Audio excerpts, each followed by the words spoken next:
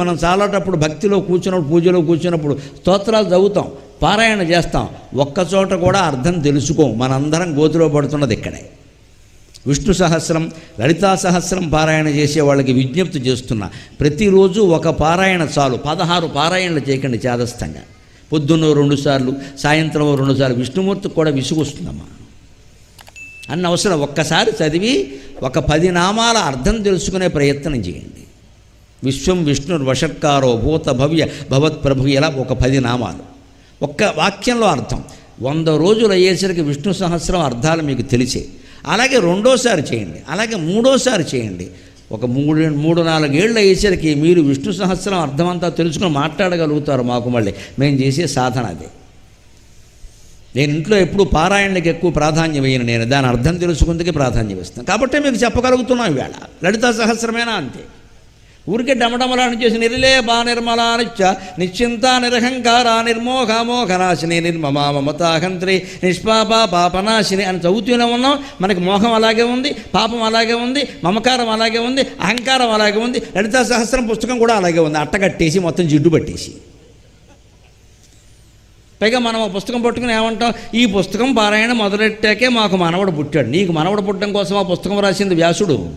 నీ మనవడు ఏమన్నా పెద్ద చక్రవర్తి ఇక్కడ.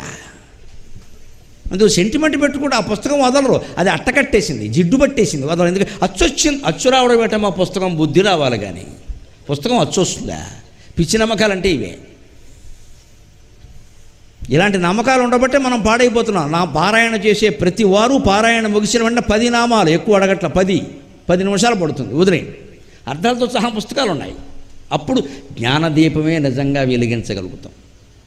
దానికి ఏం చేయాలి తెలుసా? జితక్రోధ రాగాది దోషులు జ్ఞానదీపం వెలిగిందా లేదా అనేది మనం పరీక్ష చేసుకోవచ్చు.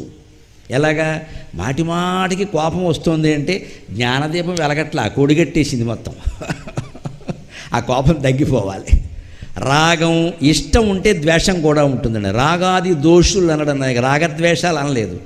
రాగం ఉంటేనే ద్వేషం కూడా ఉంటుంది. ద్వేషం వదులుకోమంటే చాలామందికి ఇష్టంగా ఉంటుంది, రాగం వదులుకోమంటే ఇష్టం ఉండదు. రాగం అంటే సంగీతంలో రాగం కాదమ్మా. నాటార విభూపాల బెళకరి మాయా మాళవ గౌళ అసావేరి సావేరి శుద్ధ సావేరి ధన్యాసి గాంధారి ఆటక హిందూస్థానిక పితోటి నాట గురించి శ్రీరాగసకన అఠాణ సారంగి దర్బార్ పంతు వరాళి, అలా శ్రీనివాస గద్యంలో రాగాల పేర్లు చెబుతారు. ఈ రాగం కాదు, రాగం అంటే ఇష్టం. ఈ అబ్బాయి అంటే నాకు చాలా ఇష్టం, ఈ అమ్మాయి అంటే నాకు చాలా ఇష్టం, ఇటువంటి సీసా అంటే నాకు ఎంత ఇష్టమో, ఈ దండంతే నాకు ఎంత ఇష్టం. ఇది వదిలిపోతే ద్వేషం కూడా వదిలిపోతుంది. ఏ దండైనా ఒకటే, ఏ సీసా అయినా ఒకటే, నీళ్లు బాగుంటే చాలు. ఈ ఉంగరం అంటే నాకు ఎంత ఇష్టమో అన్నామంటే ఆ ఉంగరమే ఎవడో కొట్టేస్తాడు, మన ప్రాణం పోతుంది. దాని ప్రయోజనం ఒకటి తెలుసుకో. ఇది ఇష్టం, అది ఇష్టం అన్నామంటే వెంటనే ఇంకోటి ద్వేషం, ఇష్టం లేదని వస్తాయి. ఇష్టం లేకపోతే కష్టం కూడా లేదు. ఇది జితక్రోధ రాగాది దోషులు. జ్ఞానదీపం వెలుగుతుందా లేదా మనం ఎలా చూసుకోవాలి? ఎప్పటికప్పుడు కోపం వస్తుందా అంటే మనం అజ్ఞానంలో ఉన్నాం. ఇష్టాలు పెరుగుతున్నాయా? అజ్ఞానంలో ఉన్నాం. యతాత్ములు యతీంద్రులు, అలా యత క్రోధాన్ని ఇష్టాన్ని జయిస్తే కొంతకాలానికి యత ఆత్ముల్, ఆత్మ అంటే మనస్సు నియంత్రించుకోగలుగుతాం. మనస్సు ఒక్కదాన్ని నిగ్రహంలో పెట్టుకోగలిగితే జీవితం అంతా హాయిగా ఉంటాం. మన మనస్సులోంచి రాకపోతే ఆలోచన వేరే ఎక్కడి నుంచి రాదు కదండి. ఎలా ఉండాలంటే అలా ఉండొచ్చండి మనం ఖచ్చితంగా. ఆ మనస్సును నిగ్రహం పెట్టుకోలేకే మనం పరుల కొంపలు ముంచుతూ ఉంటాం, మన కొంప మొడ ముంచుకుంటూ ఉంటాం.